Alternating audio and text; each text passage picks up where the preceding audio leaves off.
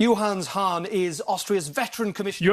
le commissaire autrichien ici à Bruxelles. Il est sur le point d'entamer son 3e mandat. Depuis 5 ans, il était responsable de l'élargissement de l'Union européenne. Mais sous la direction d'Ursula von der Leyen, il assumera la responsabilité du budget de l'Union à un moment où il pourrait subir de fortes pressions en raison du Brexit. Monsieur le commissaire, merci beaucoup de votre présence.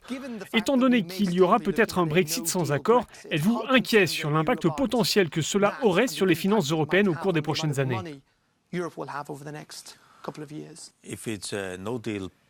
Si le Brexit se fait sans accord, cela aura un impact très fort sur le budget pour 2020.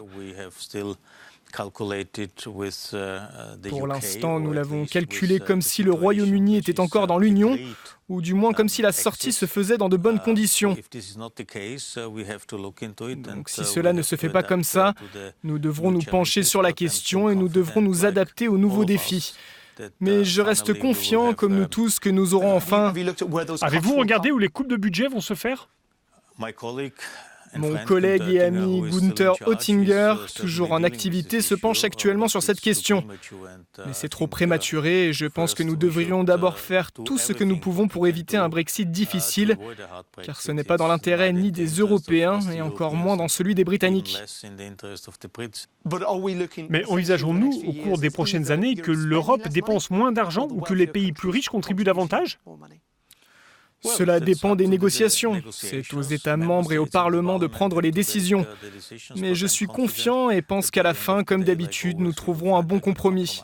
Passons maintenant à la question qui a occupé le plus clair de votre temps au cours des 5 dernières années, la question de l'élargissement de l'Union européenne. En fait, aucun élargissement ne s'est réellement produit. Il semble que le processus s'est bloqué en juin avec le veto à l'entrée de pays tels que l'Albanie. Avez-vous été déçu ? Prenez-vous ça comme un échec personnel ? Premièrement, je veux dire que dans une célèbre déclaration, quand il est arrivé, le président Juncker a dit qu'il n'y aurait pas d'élargissement au cours de son mandat. Mais nous avons fait beaucoup de progrès au cours des 2 dernières années pour préparer des pays à devenir membres de l'Union. La Macédoine du Nord et l'Albanie auraient déjà dû avoir le feu vert pour entamer les négociations. Et je suis convaincu que cela se produira maintenant en octobre. Pouvez-vous assurer qu'ils rejoindront l'Union européenne dans un futur proche ? Maintenant, il s'agit de commencer, de débuter avec des négociations. Aujourd'hui, nous devons voir cela comme un processus. Il ne s'agit pas simplement de négocier pour qu'ils reprennent notre acquis communautaire, le droit de l'Union européenne, mais bien de savoir comment ce droit sera appliqué. On parle de 5, 10 ans ? Non, cela dépend du pays partenaire. Par exemple, dans le cas de la Serbie, elle doit s'aligner sur la politique étrangère européenne. Il s'agit aussi de développement économique. Et vous aviez aussi évoqué la corruption.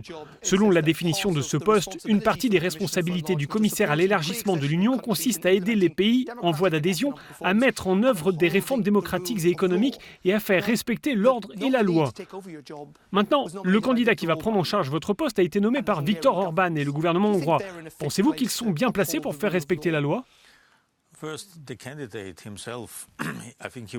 Tout d'abord, concernant le candidat lui-même, je pense qu'il était membre de la Commission de Venise, qui est l'institution la plus réputée en Europe et probablement dans le monde entier.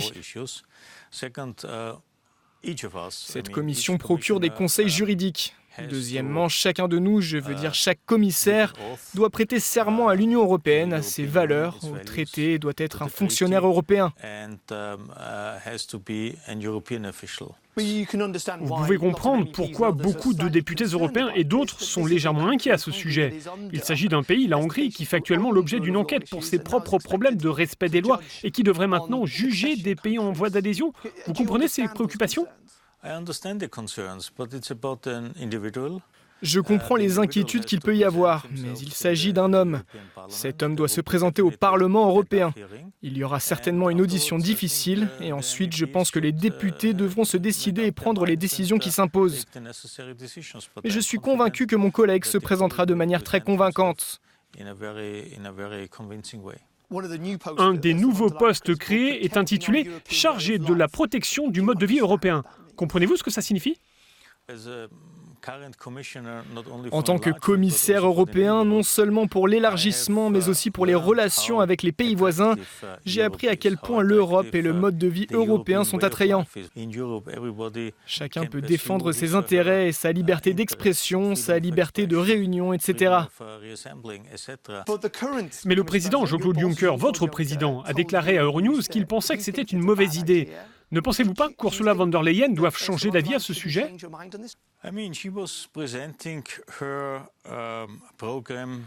Je veux dire qu'elle présentait son programme début juillet et que protéger ce mode de vie européen était l'un de ses domaines principaux, ses sujets principaux. Personne ne disait le contraire. Il y a quelques jours à peine, c'est devenu tout un débat et ça a été réduit à la question de la migration. La migration et sa gestion sont l'un des nombreux éléments traités par ce dossier.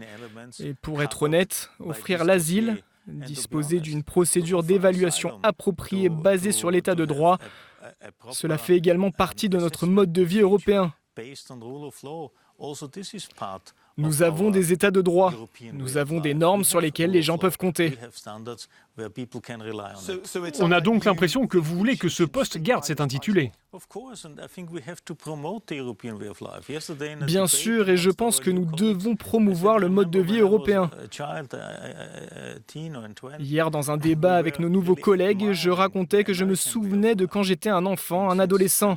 Nous admirions vraiment le mode de vie américain. Mais depuis 20 ans, plus personne ne parle du mode de vie américain, du rêve américain. Les choses ont changé. Je crois que nous pouvons être fiers de nous. Nous devrions l'être. Nous avons examiné cette photo de vous tous l'autre jour. Il y a maintenant une parité homme-femme dans la commission. Je suppose que vous le saluez. Mais par contre, tous ces commissaires sont des blancs.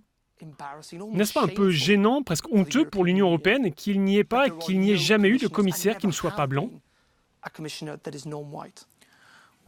Eh bien, pas aujourd'hui, pas dans cette commission.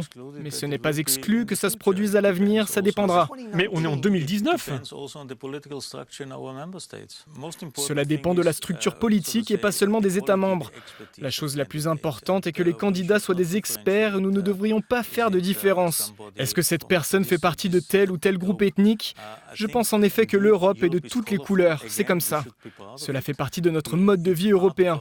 Et par conséquent, je suis assez confiant et crois que la prochaine fois, la photo sera peut-être beaucoup plus colorée qu'aujourd'hui. Monsieur le commissaire, merci beaucoup.